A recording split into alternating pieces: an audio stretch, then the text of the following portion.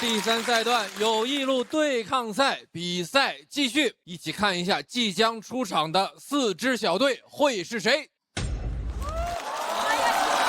掌声欢迎来自老友记小队的大老王、基友，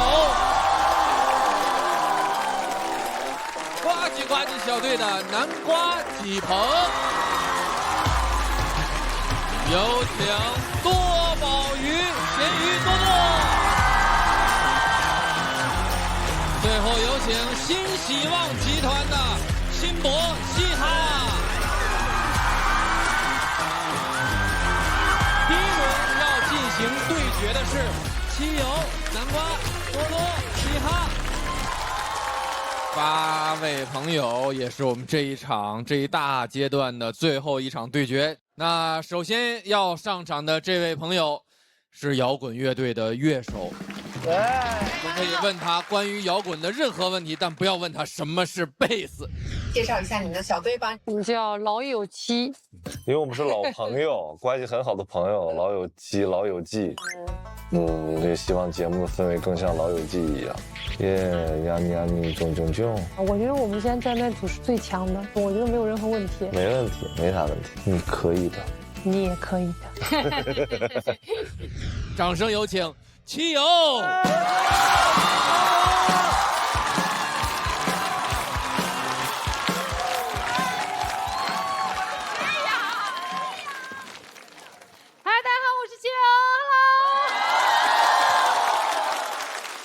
我是一个摇滚乐手，我有一个自己的摇滚乐队啊，但真的不怎么挣钱，所以我现在主要靠脱口秀养活我的乐队，养不活。所以我给自己找第3份工作，我现在在当一名幼师，教小孩弹琴。你知道摇滚乐手当幼师有多分裂，很难实现身份的及时转换。一边乐队演出特别燥，你说 everybody put your hands up， 一边让开车的小手没有举起来。知道这种地方根本不敢教小孩一些真摇滚，怕他们说，哎，老师，我想学这个世上最摇滚的歌曲。我说好呀，老师明天就教你弹逆战。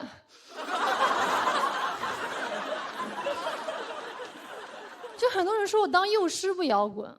我觉得真正的不摇滚是一些虚伪的反抗。我身边很多乐手会在 live house 室内抽烟，对，就是旁边就是禁止吸烟4个大字儿嘛。就我说禁止吸烟，他就要抽烟；但我说禁止上清华，他说不上就不上。所以我觉得 live house 想禁烟很简单，可以针对这些摇滚乐手的文化水平，把标语换成禁止不吸烟。他们想一抽烟就会看到，就会想，他说啊，这个双重否定什么意思？对，我们有时候会演一些音乐节，我觉得现在音乐节也越来越不摇滚啊，全是一些跨界歌手。哎，谁会想在音乐节看到相声演员呀？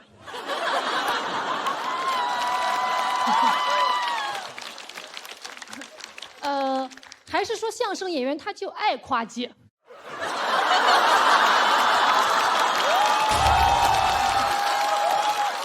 画得好。但别管人家相声演员至少有首成名曲，对吧？哎，我们别管是几环。这很多那种网红明星，他们都没作品，凭啥上音乐节呀？可能因为虽然没歌，但他们是哥哥。在音乐节翻唱别人的歌，那版权也不用买，因为唱的一点都不侵权。这些哥哥们的粉丝会在音乐节底下大声喊说：“妈妈爱你。”摇滚乐手不理解，因为他们干摇滚就是因为他们不爱妈妈。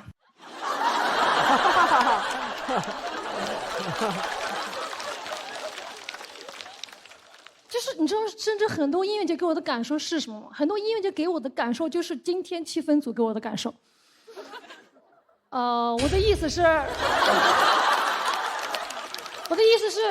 整场音乐节只有一个真正的摇滚乐手。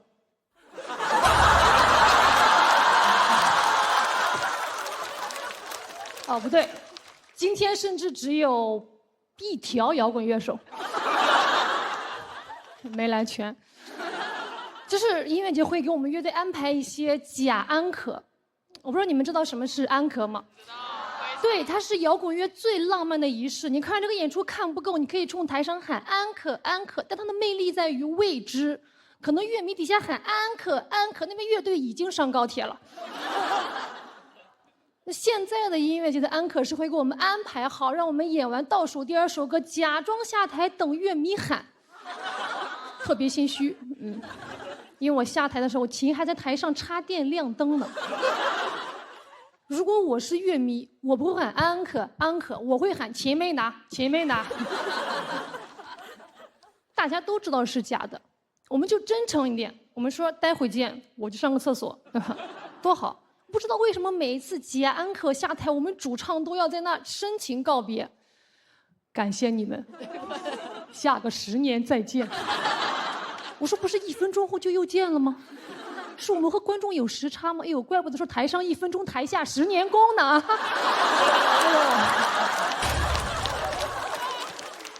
你知道，经常有时候我们演一些小城市，观众不知道什么是安可，我们演完之后假装下台，没人喊，也得上台。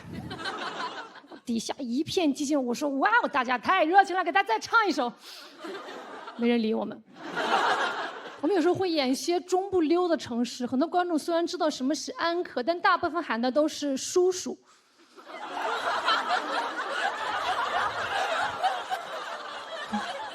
uncle， 还有人很尊重我说，哎，这个是女乐手，得喊 auntie。我说，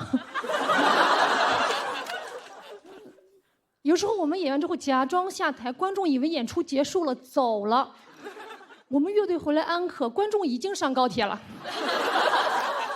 你们见过乐队冲乐迷喊安可安可的吗？那有时候那些乐队的歌真的太难听了。我见过一个乐队，乐迷不想安可，乐队非得安可，那乐迷都烦了，开始互相抱怨说你喊的安可。我没喊呀，那谁喊的？那乐队自己喊。甚至我见过一个乐队在台上安可过16次。我说哥们是演着演着演失忆了吗？是啊，还是单纯就是手表运动员和没闭上给台上刷微信步数呢啊？我说你要真想刷，你不如直接搬个跑步机上台唱80平米的小窝。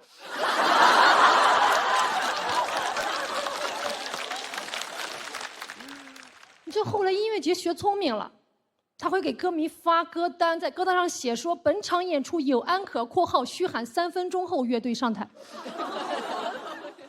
乐迷也很配合，在底下大声喊3分钟，3分钟，3分钟。就是很多时候，我觉得虚假的 uncle 比不上真诚的拜拜。所以我希望我们可以勇敢说再见。我的演出到此结束了，没有 uncle， 因为我要上高铁了。再见，我是七友。谢谢七友。喜欢七友这段表演的观众朋友，千万不要忘记为他投票，请锁票。谢谢七友，谢谢。我有一个题外话啊，那你们的乐队和5条人的乐队有没有机会一起演过或者怎么样呢？说到点上了，好像有一个音乐节是吗？对，月底在内蒙古。哇，虽然我们乐队跟5条人在一个音乐节，但是我不在。为啥？啊，因为贝斯不在，也没人发现嘛。好了，不是了，因为我要录这个节目，我要花很长时间写稿，所以我找了一个替补贝斯。他会弹贝斯吗？不会，他是一个观众，所以还是很遗憾的。现在唱一个。现在唱。他是贝斯，他只能发出那个嗡嗡嗡那个声音，很酷啊！你一个摇滚乐手讲脱口秀，这跨界很大。因为我去演音乐节，我现在有一个尴尬。有一次我演完，然后回酒店，有2个粉丝嘛，带着小孩就跟我说，然后他说，其实你应该多说一些话，大家都是来听你说话的。对，所以快给人充2个爱奇艺会员吧。所以就是你乐队在表演的时候，你会讲脱口秀吗？其实有讲过一次，因为乐队演出很多突发情况，有一次演出我们主唱的弦弹断了，然后大家都在调试，然后我们主唱就说：“哎，你上去讲2段。”然后就特别凉。就大家没做好那个准备。对，因为来看现场的朋友就没有人想听这种，对，大家还是想玩一些。可能去音乐节就是想放弃平时那么多逻辑思考的那个时间，对。刚刚有人播了一首你们乐队的歌给我听，我觉得很好，很专业，那个风格也 ska 风格。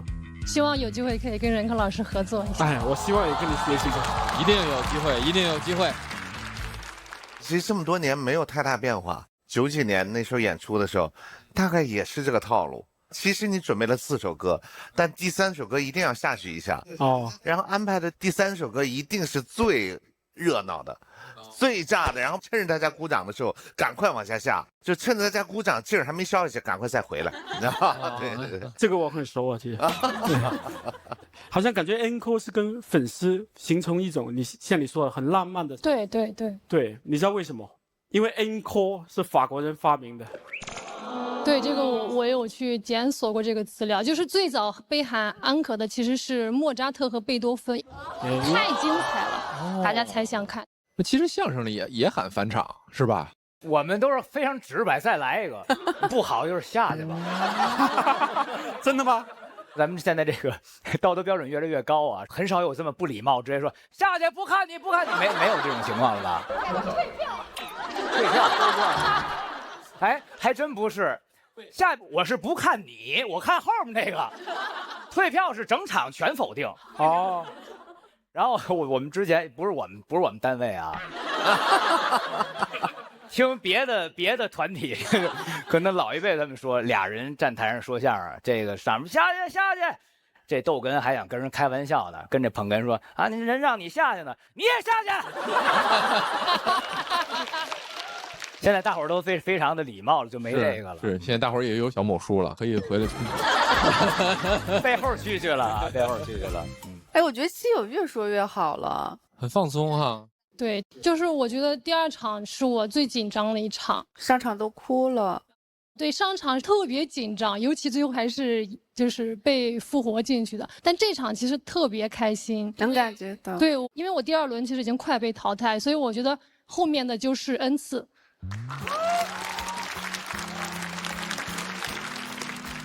这个叫 uncle， 这个叫 uncle 啊，这是 uncle。谢谢基友，谢谢，欢迎你回到朋友的身边。好，说特别棒啊！基友的开场表演完成之后，下一位要上场的这位朋友，大家对他其实很熟悉了，但今天他要给我们介绍一个深埋已久的新身份，掌声有请南瓜！去吧，南瓜！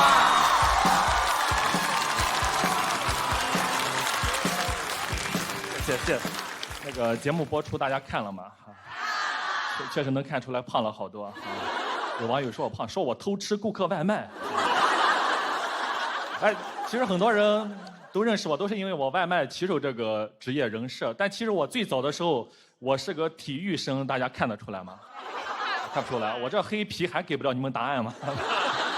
体育生，我其实一直不想给别人提起过我是体育生，我就是我怕大家加深那种刻板印象。因为现在网上有很多人都说那个体育生呀，毕业之后就是去送外卖啊。你们跑这么快，以后去送外卖吧。看到这些话，我是笑不出来的，因为我送了之后发现确实比其他同事跑得都要快啊。但这个是刻板印象。我们脱口秀行业也有其他体育生，对吧？嘻哈之前也是体育生啊，人家后来就当了空姐吧，厉害吧？人家在飞机上送餐啊。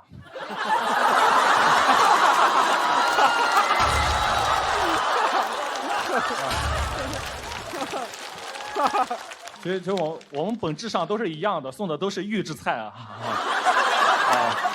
我说哈，她是空姐，我是地少哈。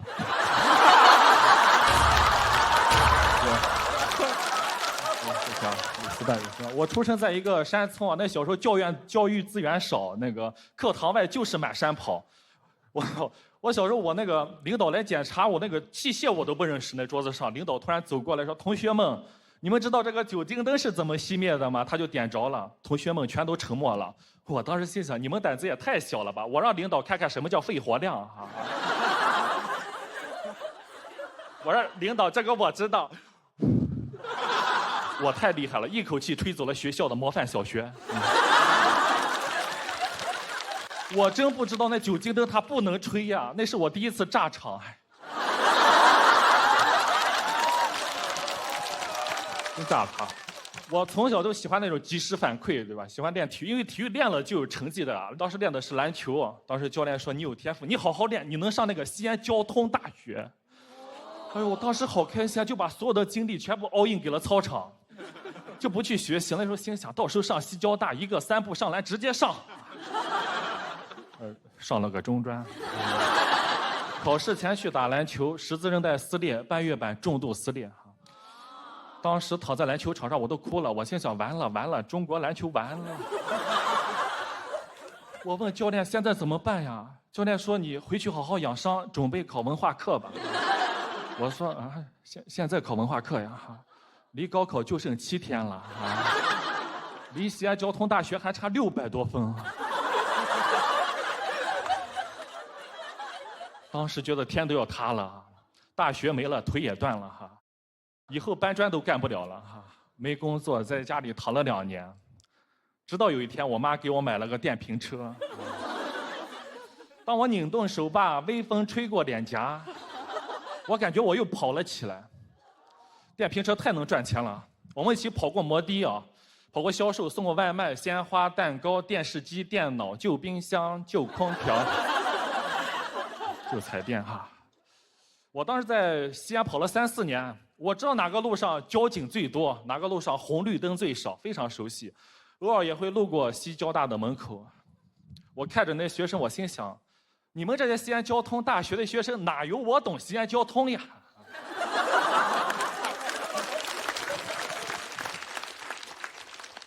后来再也没有碰过篮球了。但你们知道，有些天赋它是藏不住的。比如后来送餐的时候，同样都是对空间的感知，跟那种突破能力。要是进小区有保安拦我，我都会带着我的电瓶车。全西安的保安都防不住我。后来跑着跑着，脱口秀火了，很想接触脱口秀演员，没有什么机会啊。多亏有电瓶车。当时在俱乐部门口等着，看到有演员出来扫共享单车。当时鼓起勇气，老师别扫自行，来，我拉你，来，我拉。他竟然答应了哈。从那一刻，我电瓶车就不偏运动了，开始偏商务了哈。我从21年就来到上海哈，换了黄牌，专门拉脱口秀演员练段子上脱口秀大会。现在每年夏天都会拉着2边的演员赶场练段子上节目，每年夏天都拉出无数个热搜，拉出很多金句，拉动了整个喜剧的发展。对吧？我才是真正的脱口秀祥子。我拉着很多脱口秀演员从普通平凡到华丽的脱口秀明星，我这个是南瓜马车。我的后座现在已经群星璀璨了，你们耳熟能详那些脱口秀明星，我都有他们的手机尾号哈。这几年天天拉，我现在怎么形容这线上脱口秀演员了？拉完了。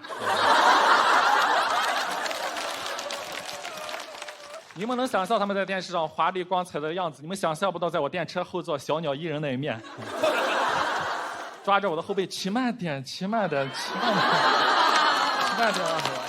有交警，都拉过好几个大王了哈。我之前2个大王都坐我的后座，后来拿了冠军大王。我现在觉得脱口秀王座就是我的后座。自从讲这个段子，你知道现在有多少脱口秀演员排着队想坐我的后座，甚至有人趁我没在还偷坐。我说你压赶紧下去，你也配？这是你能做的。现在只有我一个人在夜深人静没人的时候骑着。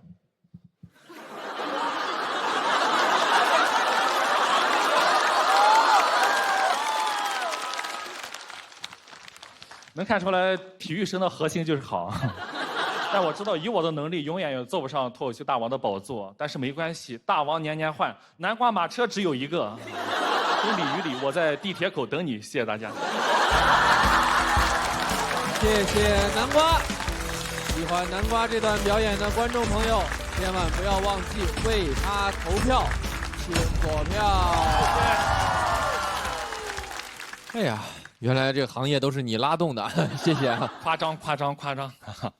我拍的比较早，我就是觉得他上来之后就节奏就很好，就是有很多技巧，但运用的特别自然，包括这后座什么，他刚才那个动作表演的也很好啊。然后我这个十字韧带也折过，我觉得那个确实是一个对于运动员来说是一个非常非常重的伤。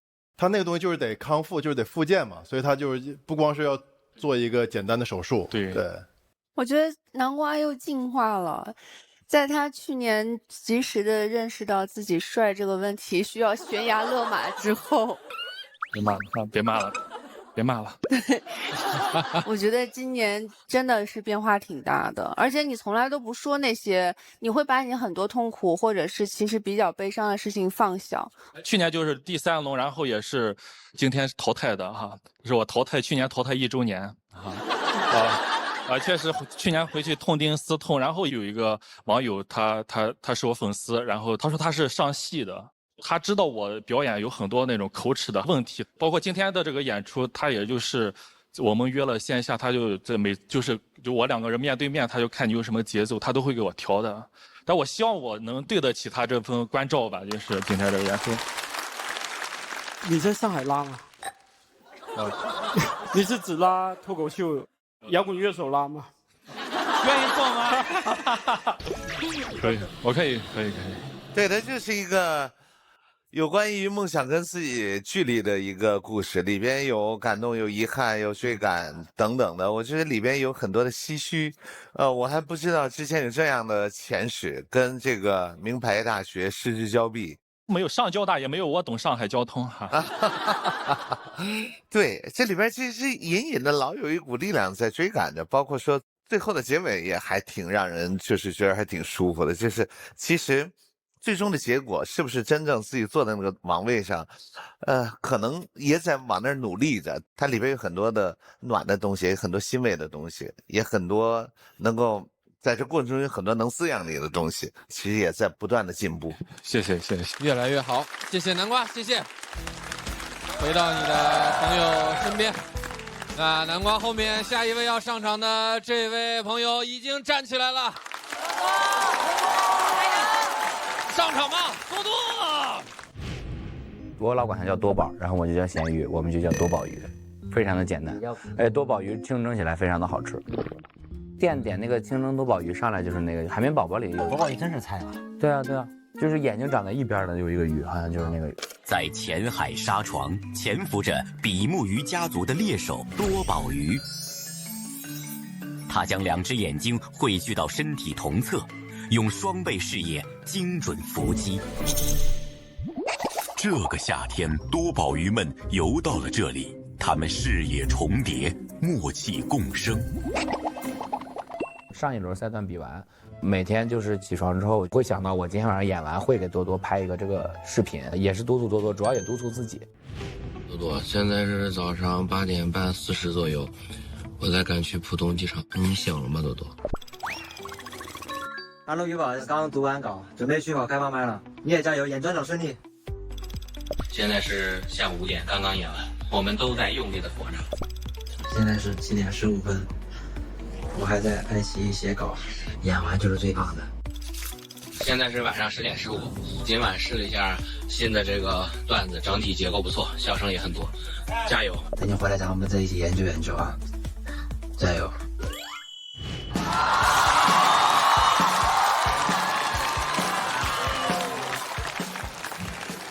大家好，我叫多多。我小时候家里经济条件其实还行啊，但我爸这个人从来不会给我1分零花钱，因为他想把我培养成一个勤俭节约的人，我就觉得特别矛盾。勤俭节约作为一个好习惯的前提是得先有钱，一个人有钱不乱花确实值得表扬，没钱不乱花那不应该的吗？就我爸想让我勤俭节约，你得先给我钱，这样我只需要抵挡住一种诱惑，就是不要乱花钱。你不给我钱，我需要抵挡的诱惑太多了。不要偷，不要抢，不要骗。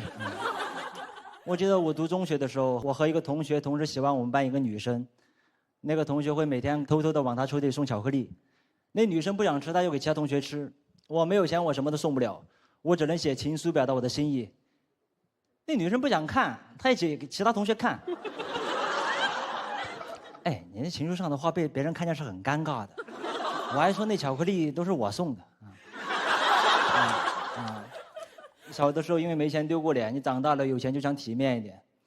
我读大学的时候，我就很喜欢用生活费买那种 logo 印满全身的衣服，从上到下全是勾，这种穿上你不管帅不帅，看起来就特别对，满分穿到。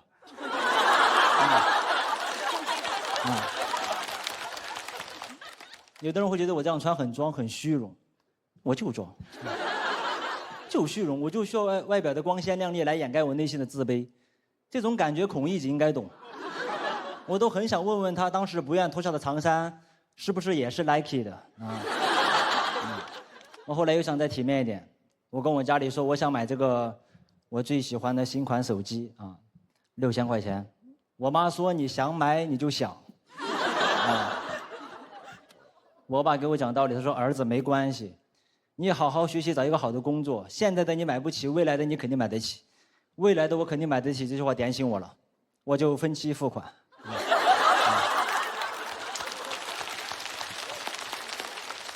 提前消费，分期付款真的有点太爽了，它让你感受到消费的快乐，又感受不到花钱的疼痛。你花钱不痛，就很容易忘记自己花过。我当时卡里有2000块钱，哎，明明买了个6000的新手机，第二天一发现怎么卡里还有2000块钱？我又分期买个电脑，怎么卡里还有2000块钱？我说这个钱怎么花不完呀？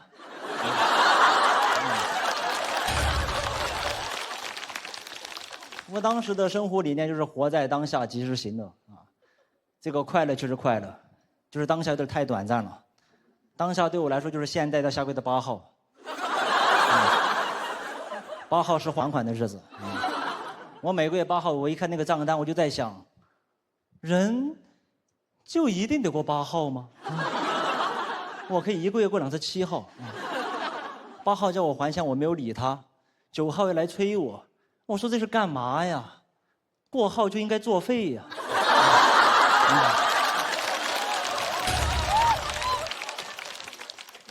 每个月为了还上那个账单，我真的是在学校做过不少兼职，当然主要还是靠以贷养贷和欺骗父母。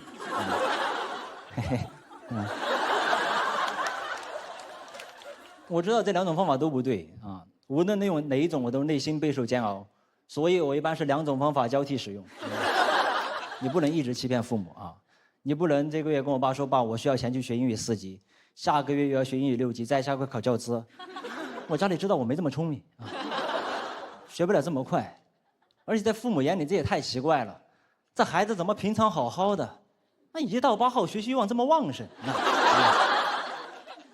经常找家里要钱，要这个买学习资料，但是一到期末成绩没有任何变化。我爸都问我，他说你花钱去学的那些知识都到哪里去了？我说都还回去了。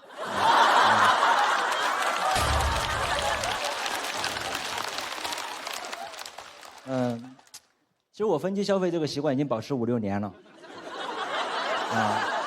动不动就分12期。说实话，对我价值观影响蛮大的。我前段时间跟我朋友出去逛街，他看见一件衣服很好看，舍不得买。我说这有什么好舍不得买的？这件衣服不挺便宜的吗？也就100块钱。他说你是不是脑子有病啊？这件衣服1200。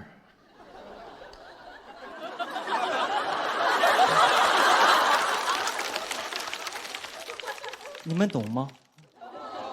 我现在脑袋里有自己的汇率了，1:12。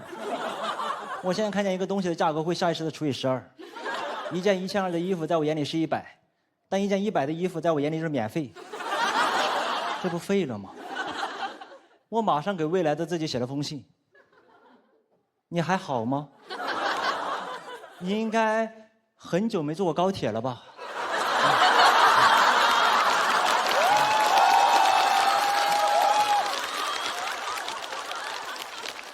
所以我下定决心，我要说，我一定要养成一个健康的消费习惯，我就把网贷给关了，不让我关，说我钱没还。我说这个钱能不能不还了啊？就当给我个面子。毕竟当初我用你们钱的时候，我也给了你们一个面子啊。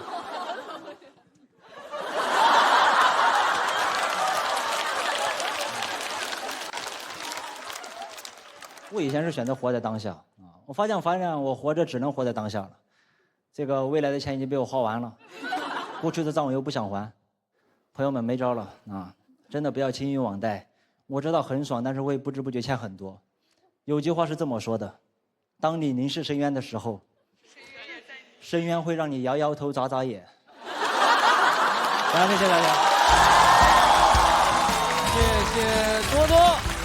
喜欢多多这段表演的观众朋友，千万不要忘记为他投票，请锁票。我和小马老师看得一脸欣慰啊。我觉得黄有多就是红气养人的。没有。因为我看了那个节目播出，我真的觉得在手机上看的时候，能看到你的面部表情啊，这些东西就更加觉得你说的那段很好，然后真的能共情到很多东西。因为熟悉多多的朋友应该知道，其实他第1季很早就离开了这个节目。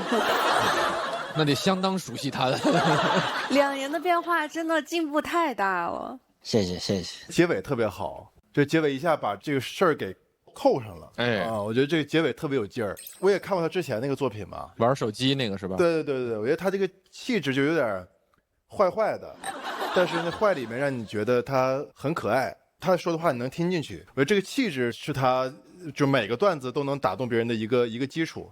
今天虽然吃了几个今天已经是我吃的算少的了。我以前一篇5分钟的段子，我要吃2分半，就是一紧张我就嘴巴特别干，然后就。但是因为我觉得你的气质是独特的，所以那点小的瑕疵其实影响不大。谢谢。所以说，我觉得他就是老是有那个举重若轻的那个劲儿哈。是，而且上次手机，他老是跟当下年轻人生活都贴得很近，因为就是他们的生活。好像那咸鱼也写过这个是吧？写过。咸鱼好可爱，风格完全不一样。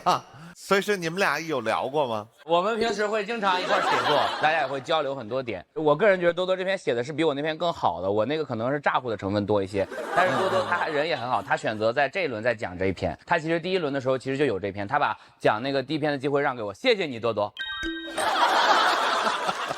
总是向你索取，绝不曾说谢谢你。哎呦，什么玩意儿呢？多宝鱼，你看他这个在演完节目这聊天这个环节当中，你就看他的这个就是他自己平时这状态，跟他表演特别像，就是跟这儿。我记得上一轮我就说，是吧？我还起的范儿挺大的，说那个上一季之前怎么样，后来这季怎么样，他就往这一站。憋半天，玩呗，完了，我这次不敢问了。这次没有，我其实就是很紧张，然后我是那种压力越大我就会越垮掉的那种人。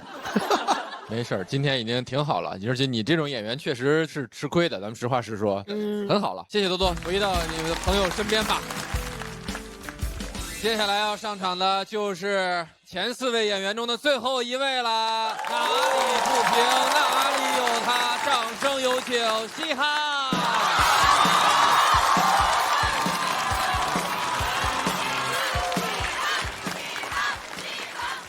Hello， 朋友们，大家好，我是嘻哈。哎呀，这次回来非常的开心，因为看到很多朋友这次来了。去年1年，很多朋友发消息说很想跟我交朋友。今天我们就来聊一聊我的闺蜜。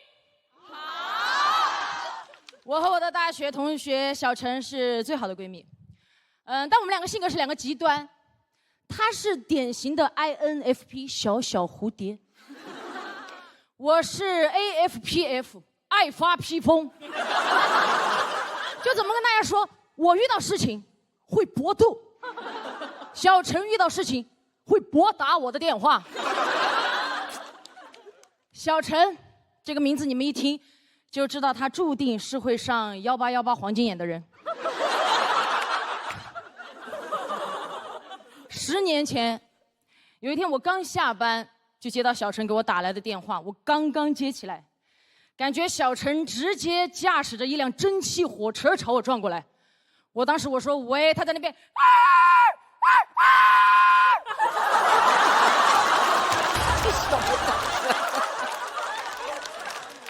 哭得朝气蓬勃，这一切我太熟悉了。我说地址， 1分钟之后给我发了一个理发店的位置，很快我就到了，找了一圈没有找到他，干脆给他打电话，我说你在哪里？你来找我，我在一个奶奶的旁边。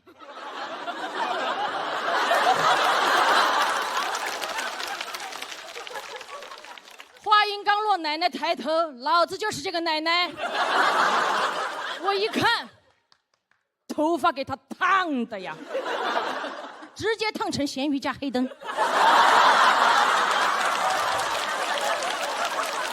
颅顶塌2边高，远看就是个大写的麦当劳。我说你怎么回事？小陈说，今天逛街嘛，遇到2个帅哥。他们说今天他们快闪店开业，然后说我很漂亮，免费请我当发型模特。你是知道我的，我从来都不相信帅哥的嘴，我只是相信我能当模特，你知道吧？我太知道他了，他就是相信帅哥的嘴。就这么说吧，你要在那门口给他换成2个南瓜。他能打死1个南瓜，再把另外1个南瓜的马车骑着就走了，根本不可能上当受骗。但是因为帅哥太帅了，跟着就去了。一到店里，一个请他躺下洗头，特别温柔；一个说他发质不好，看着显老。2个帅哥，一个洗头，一个洗脑。小陈瞬间双喜临门，特别的好。趁小陈脑子进水的时候，店员说：“哎，今天正好有活动，充值免费送烫染。”小陈就在这样双喜临门的幸福当中，忽悠着直接用网贷充值了3万。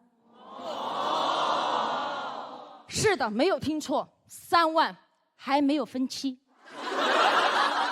我只是庆幸他的额度只有3万，他就是这样的人，我都习惯了，真的，朋友们。大学的时候，他就借过我的钱，给穿越过来的秦始皇打过钱。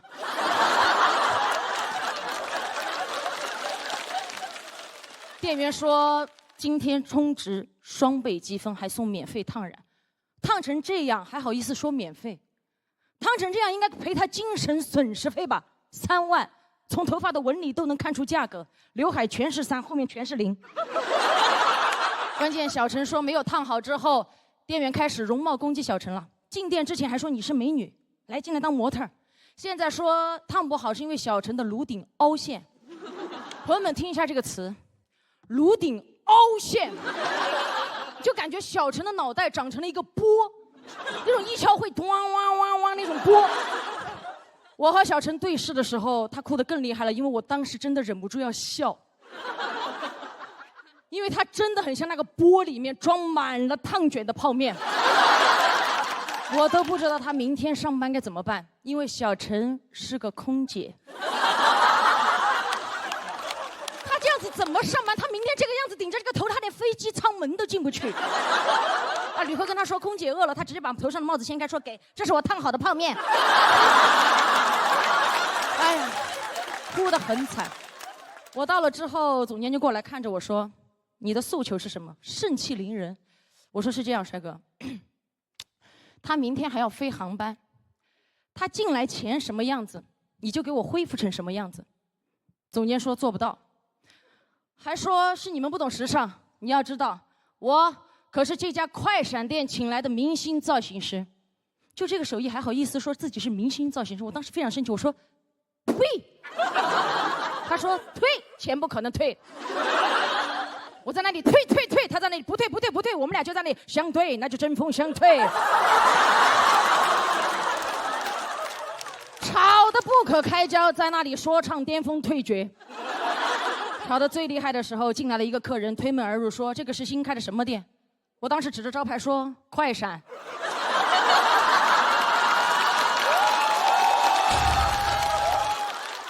客人直接闪了。总监说我造成了客源流失，要我赔偿。哟，开始对我进行 PUA 了，但是我 APU 赚得快。我说，根据消费者权益法第53条规定，经营者以预售方式提供服务的，应按要求提供；未按要求提供的，应按照消费者的要求再次提供或退款。他为什么叫我来？为什么是我站在这里？是有原因的。如果等我亮明身份，这个问题就不是简单退款可以解决的。Do you understand？当时说完这段话之后，我眼神坚定，鼻孔扩张，4个瞳孔炯炯有神，和他6目相对。因为他当时在质疑我，但是他不知道，一个胸中有法律的人民群众是经得起质疑的。我的鼻孔像2个黑洞，吸干他的所有质疑。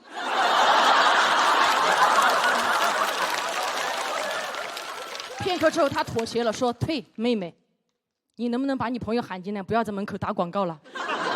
我转过去，小陈，阿爸。办完退款，店长亲自送我们到门口。当时在门口看热闹的客人们问我：“妹妹，你是什么身份，这么有威慑力？”我当时掏出身份证，只是一个熟练掌握消费者权益保护法的人民群众罢了。处理完这一切，退了钱，接着小陈我们就去开车。小陈在路上气得冒烟，感觉头上的泡面都快泡好了。上车我让他把安全带系好，免得泡面洒了，端好。小陈就在那里端着。回家路上，我副驾驶那碗泡面边哭边笑，说：“你怎么这么厉害，把那个权益法背得这么快？”我说：“因为这已经是我这个月第2次帮你背了。”哎，16年来，小陈一直这样，什么事情都非常的依赖我。他一直说我就是他的底气。确实，3年前我离婚的时候，他哭得比我还大声。我说：“你哭什么？他们早该离了。”我说：“不哭，从头开始呗。”但那个时候要处理完离婚的事情，有很多问题要处理完了之后就没有什么钱，搬出来租房子的时候，直接当时就给我转了2万8。他当时，我说：“你这个不是贷款吧？”他说：“不是。”我说：“那谢谢你。”我说：“我过段时间还给你。”他说：“不用，你先拿着，不用还，这个本来就是你的。还记得那年你在理发店帮我要回来的钱吗？”我当时说：“不是3万吗？”他说：“我留了2000，准备烫个头，漂漂亮亮的陪你从头开始。”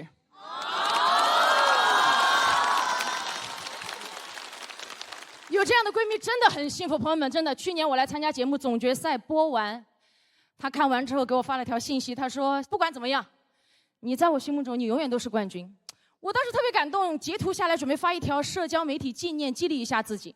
一打开 app， 首页已经推送给我好友小陈最近点赞过的一条内容：爱奇艺喜剧之王单口季第2季年度总冠军翟佳宁实至名归，你就是最好的大翟。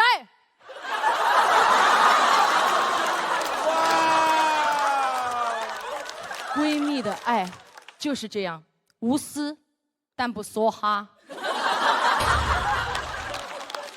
今天分享这个事情是想跟大家讲，大家都说青春是手牵手坐上了永不回头的火车，而我和小陈坐的是蒸汽火车，他负责鸣笛，我负责向前冲。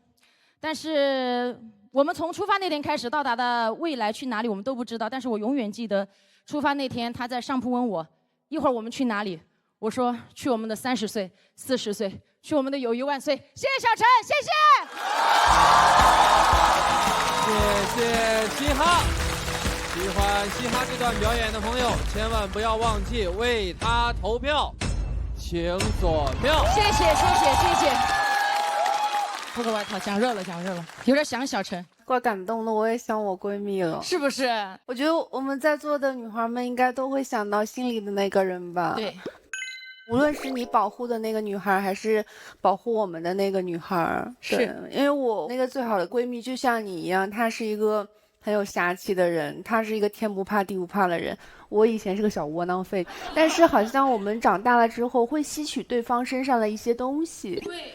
我因为他的存在而我觉得我有变强大一些，好像他因为我，他好像也会触及到一些更柔软的地方，所以就是我觉得这就是友谊的力量吧。所以真的有1万岁，真的，我真的特别开心讲这篇内容。这篇内容其实创作时间很短，大概10天左右，而且我懂你说的那种感觉。我跟我闺蜜因为都是大学同学，我们2个一起去面试的乘务员，一起分到了一家公司，然后就一起上班了。然后她很多年前经历过一场比较严重的类似于空难。但是解决好了。他当时很平安的回来的时候，他说我当时在天上遇到发动机起火，旅客非常慌张的时候，因为他是乘务长嘛，他在处理。他说但是我丝毫没有考虑过我家里面的问题，我知道你永远会给我处理好。他真的很好，他真的留住了我心目当中非常少量的善良吧。前几年大家老是在网上刷到什么防火防盗防闺蜜，我特别不喜欢这句话。我说句实话，这是个人行为，不要上升到这种身份。真心是能感受到的。对对对，你们男孩们的友谊说说。净说这不该说的。没有没有，我们都有的男女朋友都有很好的。是，也有特别好的朋友。我和我特好的哥们儿，我们都有点高山流水那感觉，就是哟啊，是他会经常时不时的，哪怕再久1个月左右，他也会联系你一下。然后呢，他说他特别不喜欢的一句话是什么呢？说是啊，我们俩是特别好的朋友，虽然1、2年不见了，但见面还跟好朋友一样。我朋友的话说，那还是朋友吗？啥朋友1、2年都不联系啊？对，所以他就通过这种方式，一直维系我们之间的关系。他不会天天有啥事儿都互相分享、互相说啥的。但是就是这种老有别人想着你的事儿，感觉还真挺美妙的。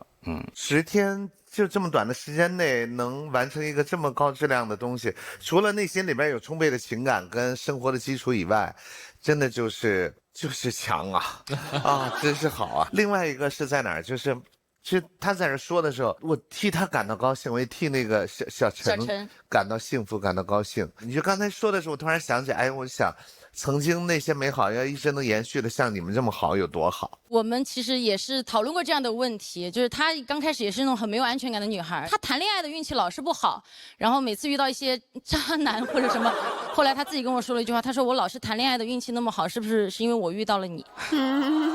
他就说他在友情的运气上就已经很好了，我就觉得其实很开心，而且他真的非常的包容宽广，包括这2年可能大家因为看到我跟王悦稍微经常在一块儿，因为工作嘛出差什么的，网上经常看到说什么3个人的友情很拥挤，一点没有。他甚至在王悦生病的时候，我没有时间的时候，他也陪王悦去医院。这一点我真的是很感谢小陈。对 ，Yes. Yes. How do you think about this? Yeah, I think I remember, when I was young, I listen to radio. I also opening the Japanese salon with my friend. Yeah, my best friend.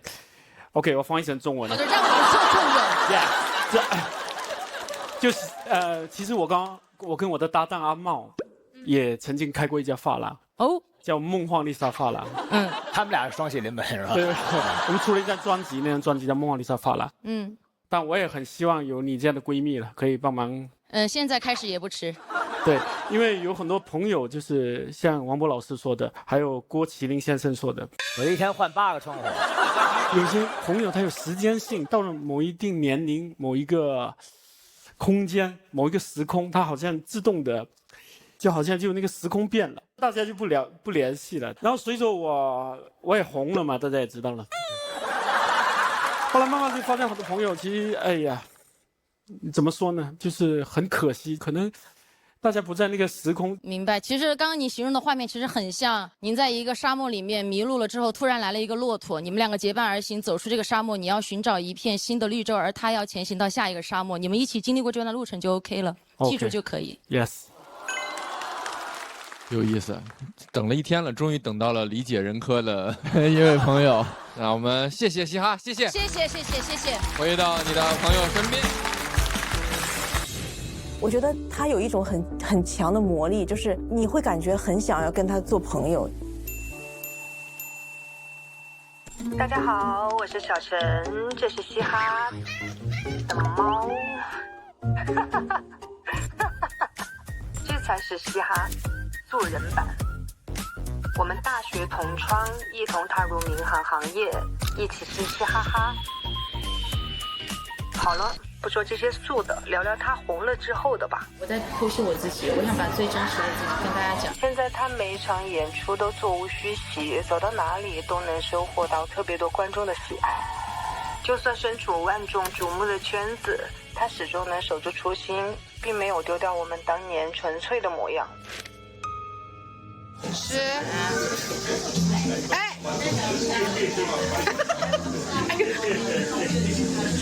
友谊其实从不需要生活步调完全一致。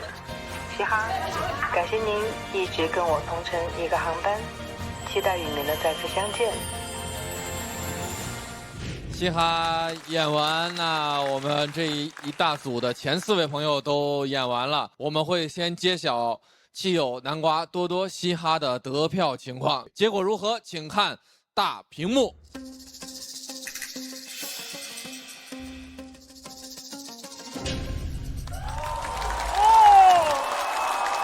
今晚第一个200。那他们的队友就会按照得票的顺序依次登场。